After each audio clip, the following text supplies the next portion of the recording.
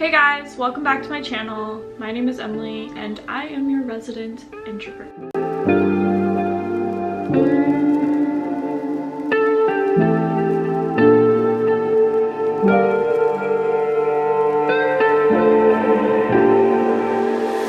Today's topic is going to be on INTJs. I find INTJs very fascinating and I've made this very clear on my channel. I want to potentially make more videos about INTJs in the future. I'm not an INTJ, but I do feel like I understand INTJs very, very well. So going into this video, I want to also note that yes, I do love INTJs, and yes, I do have a good amount of INTJs close to me. But this video is not going to necessarily paint INTJs in maybe the way that they want to hear it. This video is going to be something that I've personally noticed, but I've also noticed with other people when it comes to INTJs and how they interact with certain people in particular. So you probably have seen the title of this video, and it's probably something along the lines of INTJ obsession.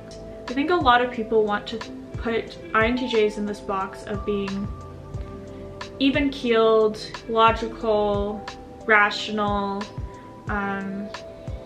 not really showing too much interest, just being kind of these people that are just very much almost seen as robotic. They're very tenacious and all of those things. That being said, that tenacity and that drive can be placed somewhere else. So in their everyday life, when they have that kind of more stereotypical personification, they can also flip it and almost go to the extreme side of things with that and have it in a more obsessive type thing, and especially obsessive towards another individual. They're not the most social people. They may fare well in social environments, especially if they had family members that really pushed them to be social and really pushed them out of their box of just kind of wanting to be by themselves and like read and do things that they were particularly interested in and direct things that they wanted to do. But if they are forced or kind of persuaded to be out in public and be one with everyone else, they're going to have a really good way of masking themselves. So in public, you may see an INTJ that otherwise would just have a very blank face, but because they are taught by their family members, their peers, what have you, to put on a mask, smile, they're very good at it. They are very, very good at it.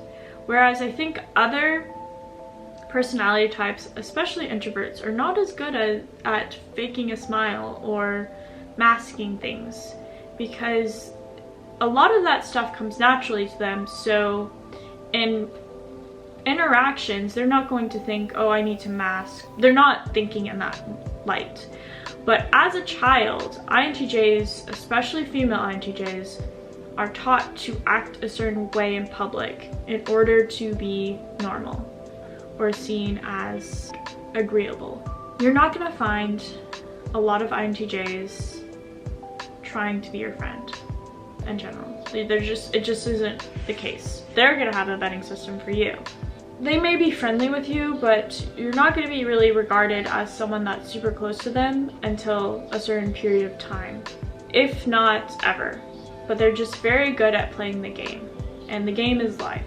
In general, I would say that INTJs are very tactful, but when they redirect that tenacity and that drive and that NITE vision, and they go towards the opposite side of the spectrum and they get their FI, and maybe it's in an NI-FI loop.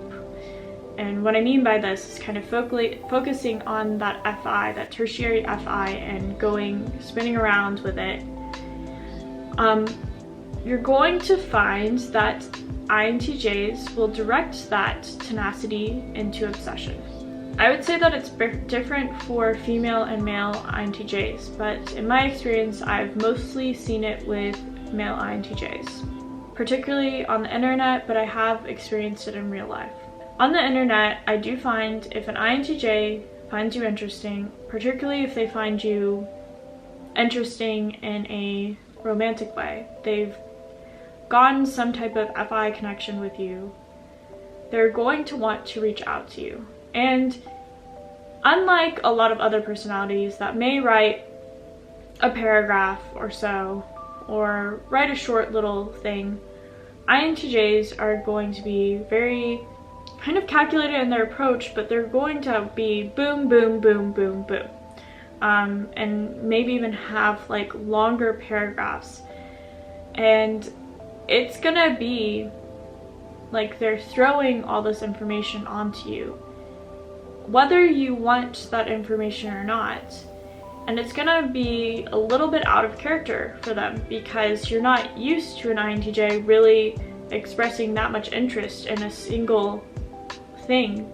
But once an INTJ has found their object of their obsession, they're not gonna stop until they feel like they've conquered that obsession. INTJ obsession does not come from a place of liking someone that's very different from them. They typically will like someone who is fairly similar to them. And they may even think, okay, if this person is like me in these ways, they have to be like me in these other ways. And that just isn't simply true all the time. But you will see the INTJ wrath. And INTJs are very vengeful when they do not.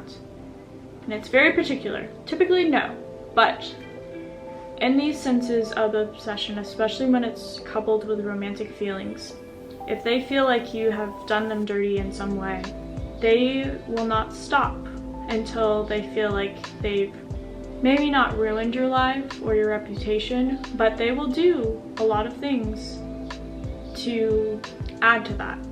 Personally, I have seen that both online and in person. I would say the in-person one was more extreme, and I would also say that if you ever experience these kind of behaviors from an INTJ, whether it's a male or a female, seeing it in person is a lot more challenging because you have to interact with them in person, and also they are going to talk to people around you that know you and try to get them away from you in some way, or just find a way to ruin your rapport with that person. Basically exactly 6 years ago.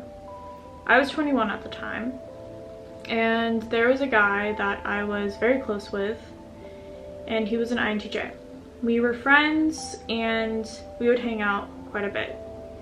We were also involved in a lot of things together, like Model UN and French Club, and just we had very similar friends and similar circles, and he was very much a very stereotypical INTJ.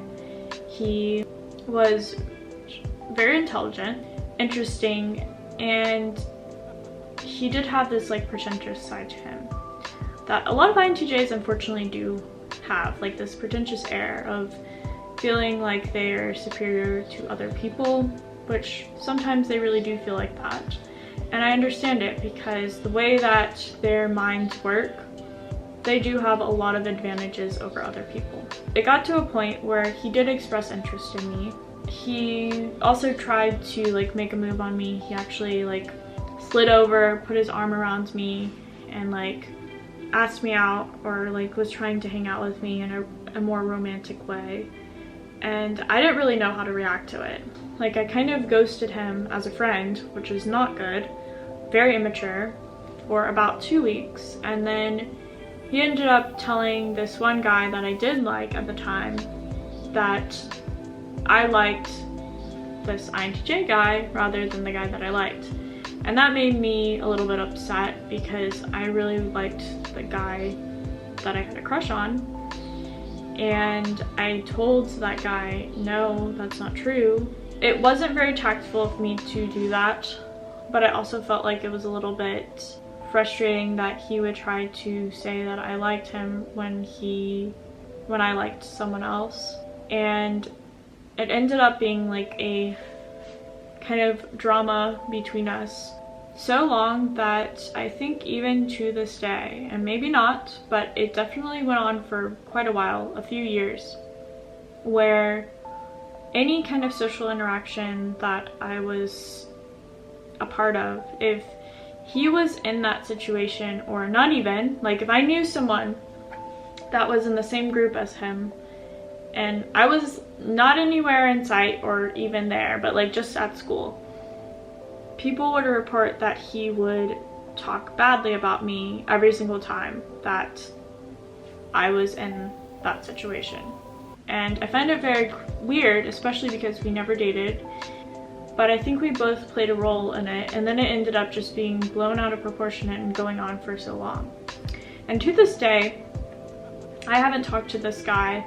I've tried to reach out before and say that, like, hey, like, I'm sorry for different things, but we did talk about it once, that like the summer after it happened, but we haven't talked about it since, and that's fine with me because it's water under the bridge.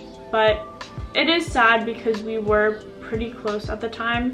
When an INTJ does like you and they have made it known, it is very difficult for them to get over, because they don't really express their feelings towards someone very often. And when it is rejected, they feel particularly hurt about it. And going back to online, I personally don't know the best way to handle an INTJ that has this kind of more obsessive nature to them, because in the past, this was like over a year ago, I don't even know, maybe this person was watching this video, I really doubt it, but there was an INTJ that, I don't know if he liked me, I'm not really sure, but he definitely used to email me all the time. And it got to the point where I was getting a lot of emails at the time from different people, and not in a romantic sense, but just in general.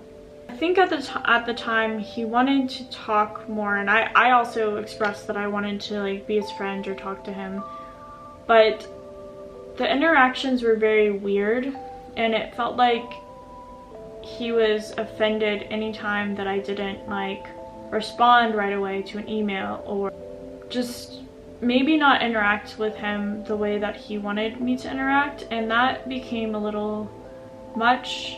And I don't know exactly how that conversation ended necessarily, but I'm pretty sure, and I might be wrong by this, but for a very long time I had several dislikes on videos, and I don't expect this video to be the most popular video of mine. I'm sorry again to INTJs, this isn't like a bashing video, this is just something I've observed about INTJs that I don't think is really talked about.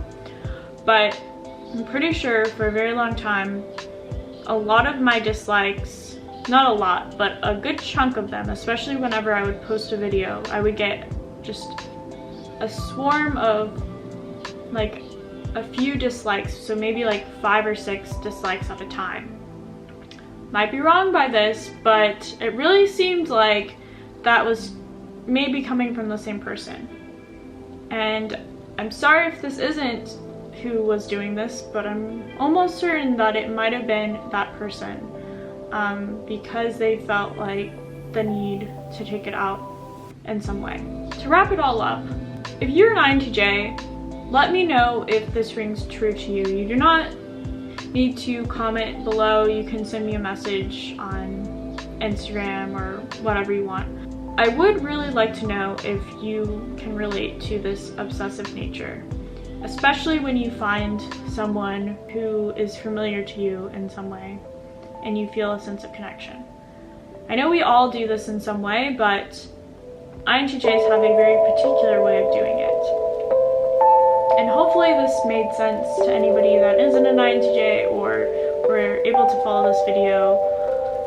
This has just been something that's been on my mind for a while, and I just thought that it would be a very interesting phenomenon to talk about. So let me know in the comments below, and also let me know what videos you would like to see, because I'm trying to make more videos